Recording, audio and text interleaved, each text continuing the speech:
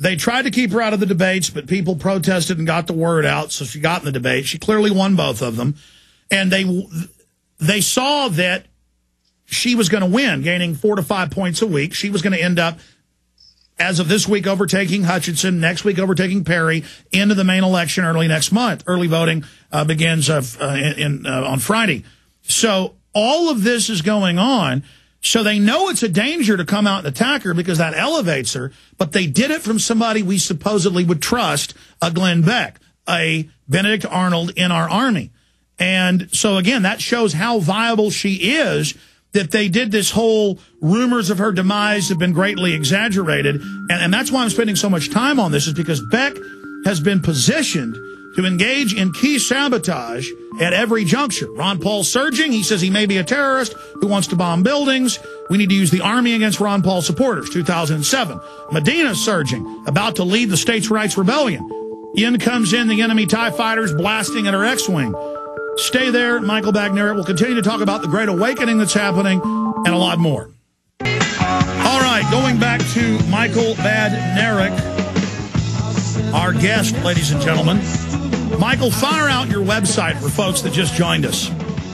My website is constitutionpreservation.org, and I want you to know that it just went live with a new design a half an hour ago. Just when I knew I was going to be on your program, I went ahead and went live with the new design. Should be prettier, easier to navigate, and I'm very excited about it. So it's constitutionpreservation.org.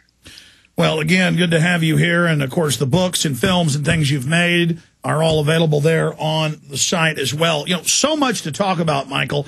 I want to get into ClimateGate, go over the swine flu fraud falling apart, the banks robbing everybody. That's now revealing the structure, why the globalists are now admitting world government after decades of denying it. But before we go there, what does Michael Badnarik want to talk about? What's most important on your mind right now?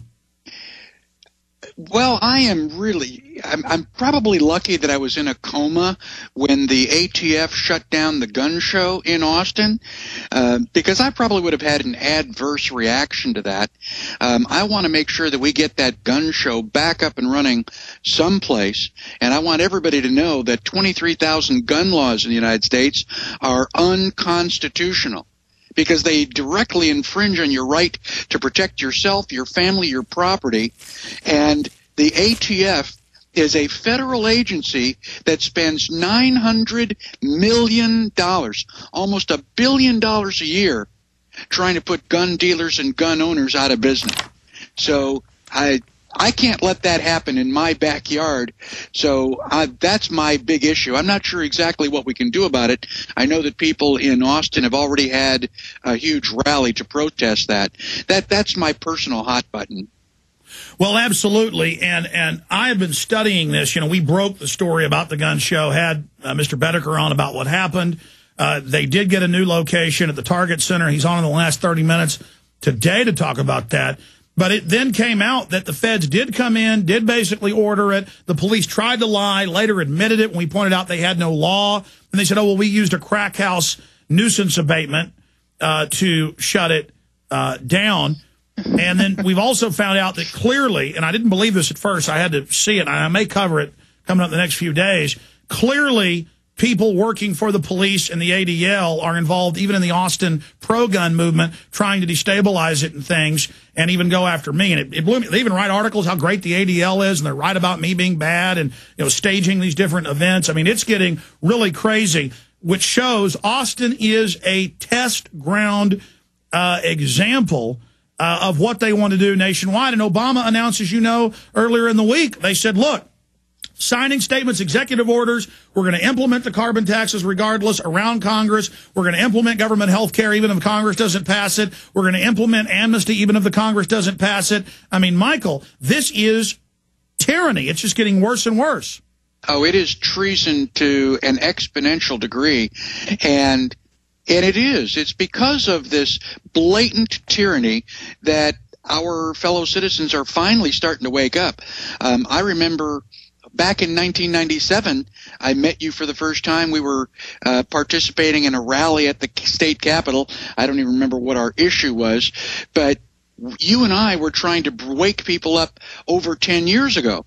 And now, finally, the government is being so preposterous that the people who didn't believe us, the people who thought that you and I were radical and extremist, now they're starting to realize that we were telling them the truth, and they are now on board with this patriot movement. So, you know, the government in a backhanded way is helping us to wake the people up and to get them on our side. Well, here's another example. The National Post, the Toronto Star, last week reported in their headlines that pharmacies, drugstores, health food stores get notices, stop selling all vitamins, minerals, and nutrients, including vitamin C, Melaleuca oil, things like fish oil.